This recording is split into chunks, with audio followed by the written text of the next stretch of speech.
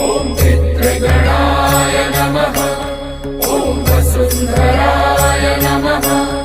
ॐ पितृभ्यो नमः। ॐ पितृवंशाय नमः। ॐ पितृदेवाय नमः। ॐ ब्रह्माय नमः। ॐ पितृगणाय नमः। ॐ वसुन्धराय नमः। ॐ पितृभ्यो